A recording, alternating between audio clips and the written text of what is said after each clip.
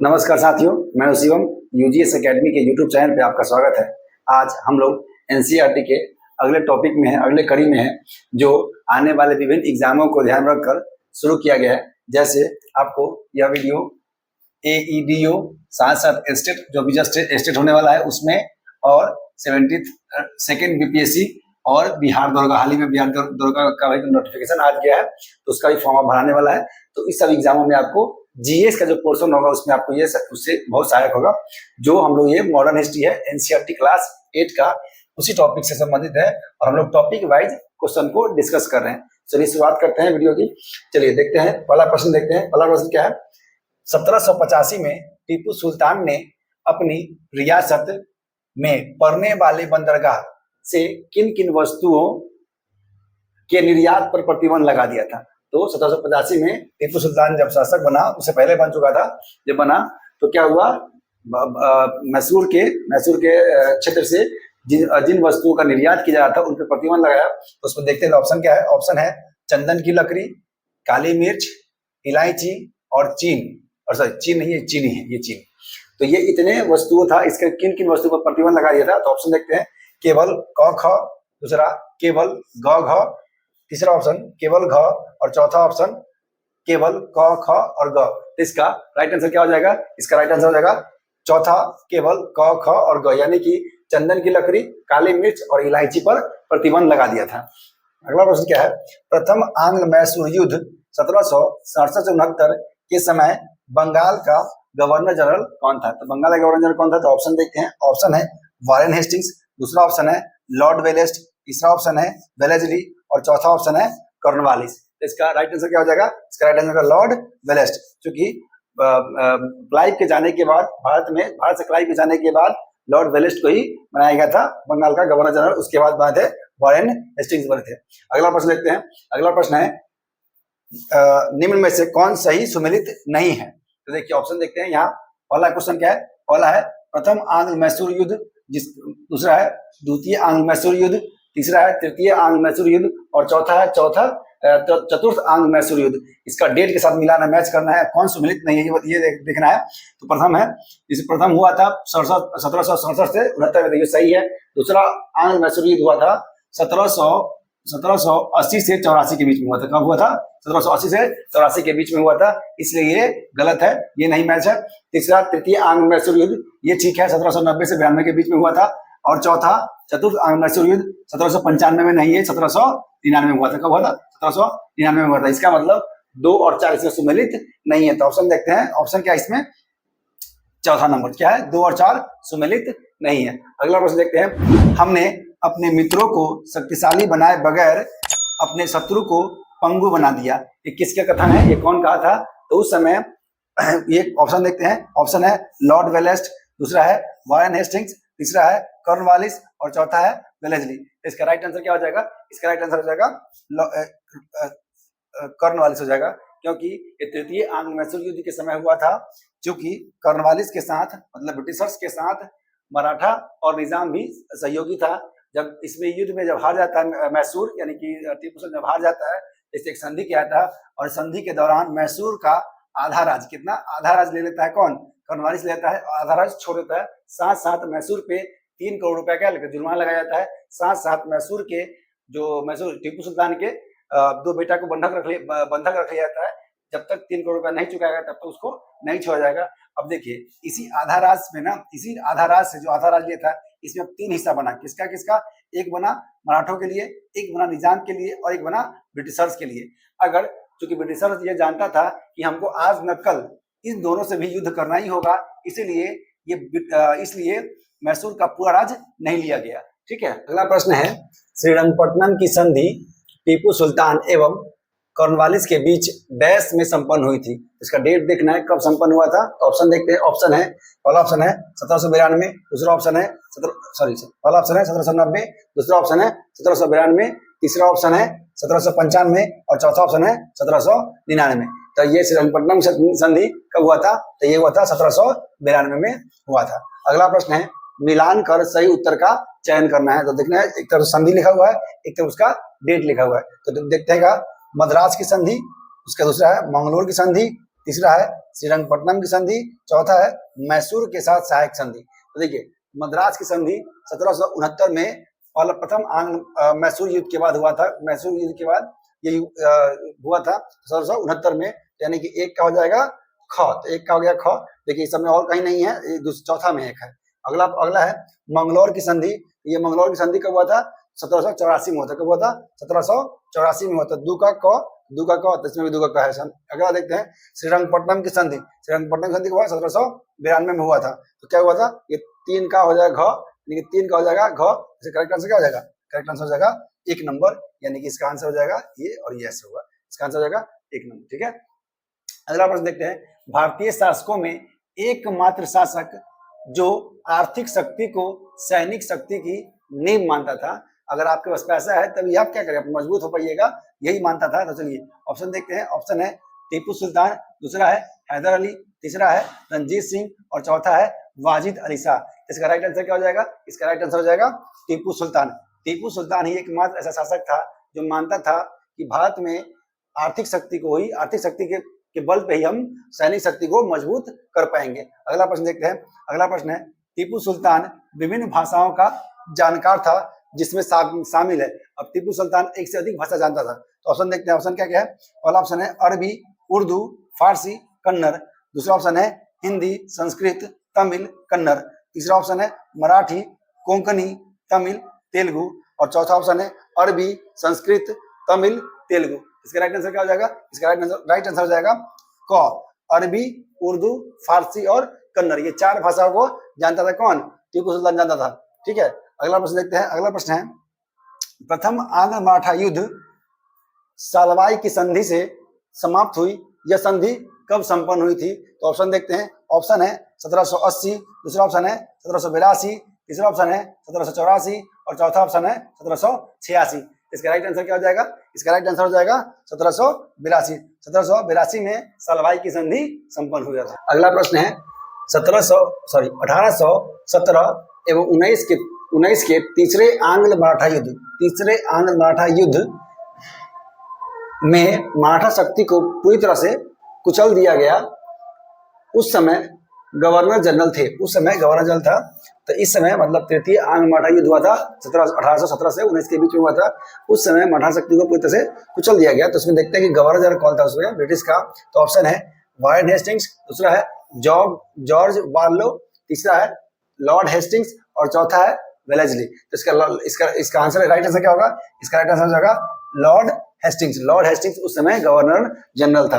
अगला प्रश्न है मराठा क्षेत्रों एवं उनके राजधानी में कितने सुमेलित है? तो देखते हैं मराठा क्षेत्र क्या है? 4 और इसका राजधानी लिखा हुआ है। तो कौन सुमेलित है इस देखना है कितने सुमेलित है। तो देखते हैं। पहला क्वेश्चन है या पहला ऑप्शन है इसमें होलकर। तो होलकर की राजधानी कहाँ था? इंदौर। कहाँ राजधानी था? इंदौर था। दूसरा पेशवा की राजधानी कहाँ था? पुणे। पेशवा की राजधानी कहाँ था? पुणे। अगला है भोसले की राजधानी कहाँ था? तो नागपुर। और गायकवाड़ की राजधानी कहाँ था? तो ये बोला था। इसका मतलब चारों सुमेलित है इसमें। तो इसमें देखिए 1 2 3 4 कितना सुमेलित है? 4। चारों का चारों क्या है इसमें? सुमेलित है। ठीक है, अगला प्रश्न देखते हैं। टीपू सुल्तान जैकोबियन क्लब कहाँ, कौन club? Jacobin club. Tipu Sultan Jacobin club का सदस्य बना। यह किस देश से संबंधित है?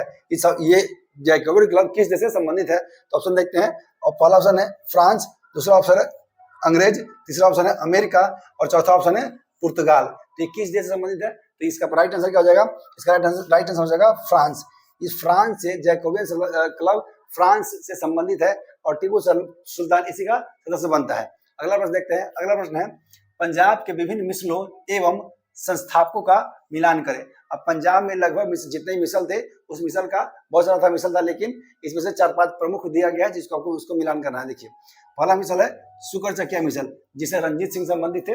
ठीक है, दूसरा मिसल है भंगी मिसल, तीसरा है नक्की मिसल और चौथा है आलूवालिया मिसल। तो पहला का क्या हो जाएगा? सुकरचकिया मिसल का संस्थापक थे चरक सिंह। कौन थे? चरक सिंह। कौन थे? चरक सिंह थे। दूसरा भंगी मिसल के संस्थापक थे छज्जा सिंह। कौन? छज्जा सिंह। और तीसरा है नक्की मिसल का संस्थापक कौन थे? हीरा सिंह, कौन है? हीरा सिंह। और अहलुवालिया मिसाल के संस्थापक कौन थे? तो ये जस्सा सिंह, कौन है इसका संस्थापक है? जस्सा सिंह। तो इसमें इसका राइट आंसर क्या हो जाएगा? इसका देखिए ये हो जाएगा क ख ग और घ, तो ये हो जाएगा राइट आंसर दूसरा क ग घ और ख। अगला प्रश्न है, रणजीत सिंह कितने वर्ष की अल्प आयु में शुकरचकिया मिसल का प्रधान बना था? कितने वर्ष की अल्प आयु में? तो देखते हैं, ऑप्शन देखते हैं। पहला है 10 वर्ष, 12 वर्ष, 14 वर्ष और 16 वर्ष। तो रणजीत सिंह के पिताजी का नाम क्या था? महासिंह था। और वो उनकी मृत्यु के बाद रणजीत सिंह मात्र 12 वर्ष की अल्प आयु में ही क्या बने थे? शुकरचकिया मिसल के, पंजाब के शुकरचकिया मिसल के प्रधान बने थे। देखिए शुकरचकिया मिसल का मतलब होता है एक क्षेत्र या प्रांत। क्या होता है? पंजाब उस समय लगभग 12 से 13 प्रांतों में बटा हुआ था, 13 में लगभग ऐसा इस तरह से, ठीक है। और एक का एक अलग प्रधान होता था। तो इसी में से एक था, इसमें से एक था प्रथम प्रांत जो नाम था शुकरचकिया। उसी से संबंधित है कौन? रणजीत सिंह। रणजीत सिंह के पिता महासिंह थे, ठीक है। अगला प्रश्न देखते हैं। अगला प्रश्न है, अमृतसर की संधि 25 अप्रैल 1809 को किसके किसके बीच संपन्न हुआ था? तो ये ऑप्शन देखते हैं। ऑप्शन है रणजीत सिंह एवं मेटकॉफ, दूसरा ऑप्शन है रणजीत सिंह एवं मिंटो, तीसरा ऑप्शन है रणजीत सिंह एवं हेस्टिंग्स और चौथा ऑप्शन है रणजीत सिंह एवं डलहौजी। इसका राइट आंसर क्या हो जाएगा? इसका राइट आंसर हो जाएगा रणजीत सिंह एवं मेटकॉफ के बीच ये संधि संपन्न होता है। और सतलज नदी को बॉर्डर बना दिया था, सतलज नदी को बॉर्डर बना दिया है। इस तरफ पंजाब और इस तरफ अंग्रेज का शासन होता था, ठीक है। अगला है विक्टर जैकमा, कौन है? विक्टर जैकमा रणजीत सिंह की तुलना नेपोलियन बोनापार्ट से की। यह किस देश का यात्री था? तो विक्टर जैकमा किस देश का यात्री था? तो ये ऑप्शन देखते हैं। ऑप्शन है जर्मनी, दूसरा ऑप्शन है इटली, तीसरा ऑप्शन है फ्रांस और चौथा ऑप्शन है इंग्लैंड। तो इसका करेक्ट आंसर क्या हो जाएगा? इसका करेक्ट आंसर हो जाएगा फ्रांस। तो विक्टर जैकमा फ्रांस का यात्री था। अगला प्रश्न देखते हैं, लॉर्ड डलहौजी ने भारत में विलय नीति पर विशेष बल दिया। यह नीति कब से कब तक लागू था? तो ये देखते हैं, ऑप्शन देखते हैं। पहला ऑप्शन है 1840 से 45, दूसरा ऑप्शन है 1848 से 56, तीसरा ऑप्शन है 1856 से 60 और चौथा ऑप्शन है 1860 से 1865। तो इसका राइट आंसर क्या हो जाएगा? ये इसका राइट आंसर हो जाएगा 1848 से 56। जब भारत में डलहौजी गवर्नर जनरल बन के आया तो इसका सीधा निर्देश दिया गया था कि भारत का कोई भी प्रांत किसी भी स्थिति में न छोड़ा जाए, चाहे जिस प्रकार से किया जाए, जिस प्रकार से उसको ब्रिटिश साम्राज्य में मिलाया जाए। इसी कारण कहा जाता है कि डलहौजी ने 3 तरह का नीति अपनाया। एक नीति था हड़प नीति, एक नीति था युद्ध के माध्यम से और एक आरोप लगाया कुशासन के माध्यम से। देखते हैं अगला प्रश्न क्या है। हड़प नीति का सिद्धांत किस ब्रिटिश गवर्नर जनरल द्वारा अपनाया गया था? तो कौन सा था अभी बताएं। इसका आंसर क्या हो जाएगा? लॉर्ड डलहौजी के द्वारा। हड़प नीति का मतलब क्या था कि वैसे प्रांत जहाँ पे वैध शासक ना हो, मतलब कोई वैध शासक नहीं है, उसका जो भी वंशज नहीं है, अगर पुत्र नहीं है, तो उस राज्य को ब्रिटिश सरकार में विलय कर लिया जाता था। तो अगला प्रश्न देखते हैं। अगला प्रश्न है, काजी शब्द इंगित करता है, मतलब काजी शब्द का मतलब क्या है, तो अर्थ क्या है? तो ऑप्शन देखते हैं। ऑप्शन है एक न्यायाधीश, दूसरा है एक शिक्षक, तीसरा है एक डॉक्टर और चौथा है एक लेखक। तो इसका राइट आंसर क्या हो जाएगा? इसका राइट आंसर हो जाएगा एक न्यायाधीश। काजी शब्द एक न्यायाधीश को इंगित करता है। अगला प्रश्न है, हड़प नीति के तहत ब्रिटिश साम्राज्य में विलय किए गए क्षेत्रों को सही क्रम में सजाएं। देखिए हड़प नीति को ही बोलते हैं गोद निषेध नीति। क्या बोलते हैं? गोद निषेध नीति या डॉक्ट्रिन ऑफ लैप्स बोलते हैं। क्या डॉक्ट्रिन ऑफ लैप्स बोलते हैं? तो इसको देखते हैं। ऑप्शन क्या है? ऑप्शन है सतारा, नागपुर, उदयपुर, संबलपुर, झांसी। उदयपुर, नागपुर, सतारा, संबलपुर, झांसी।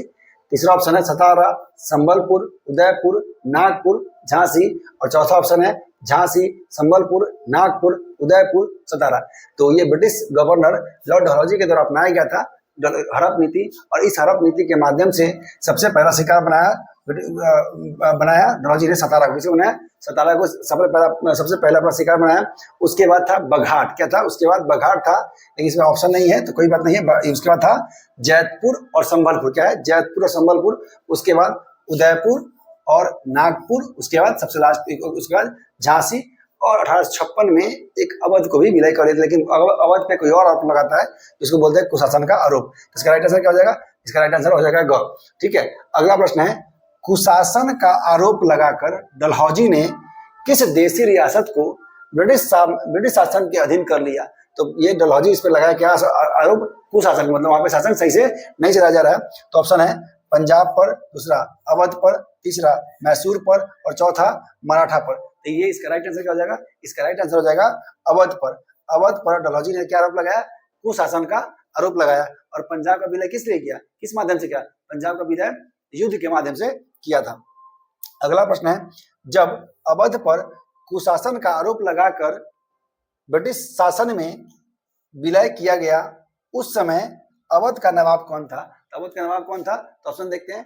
पहला ऑप्शन है वाजिद अली शाह, दूसरा ऑप्शन है नाना साहब, तीसरा ऑप्शन है सादत खां और चौथा ऑप्शन है सफदर जंग। तो इसका राइट आंसर क्या हो जाएगा, इसका राइट आंसर हो जाएगा वाजिद अली शाह। क्या हो जाएगा, वाजिद अली शाह हो जाएगा। अगला प्रश्न है, 1772 में न्याय व्यवस्था में सुधार करते हुए दीवानी अदालत एवं फौजदारी अदालत किस ब्रिटिश गवर्नर जनरल द्वारा स्थापित किया गया। तो सबसे पहले दीवानी अदालत का मतलब क्या होता है और फौजदारी अदालत का मतलब क्या होता है।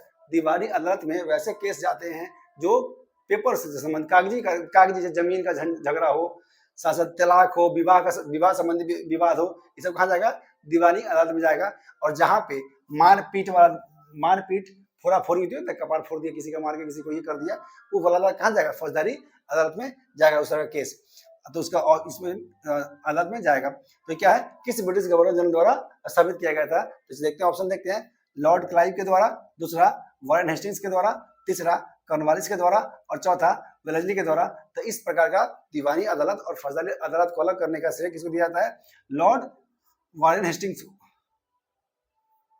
हाँ, लॉर्ड वारेन हेस्टिंग्स को दिया जाता है। ठीक है, अगला प्रश्न है, मुस्लिम समुदाय का एक न्यायविद, क्या एक न्यायविद जो कानून की व्याख्या करता है कहलाता है। तो क्या ऑप्शन, काजी, काजी का तो न्यायाधीश होते हैं काजी, दूसरा है मुफ्ती, तीसरा है ऊपरी सदन और चौथा है निम्न सदन। तो इसका राइट आंसर क्या हो जाएगा, इसका राइट आंसर हो जाएगा मुफ्ती। क्या कहता है, जो मुस्लिम समुदाय में जो न्यायविद होता है, न्याय का व्याख्या करता है, उसको क्या कहते हैं, मुफ्ती कहते हैं। और काजी किसको बोलते हैं, काजी एक न्यायाधीश को बोलते हैं। ठीक है, लास्ट प्रश्न देखते हैं, इस वीडियो का अंतिम प्रश्न देखते हैं। अंतिम प्रश्न क्या है, वारेन हेस्टिंग्स पर बंगाल का शासन, क्या बंगाल का शासन सही ढंग से नहीं चलाने के लिए किसने महाभियोग लगा दिया।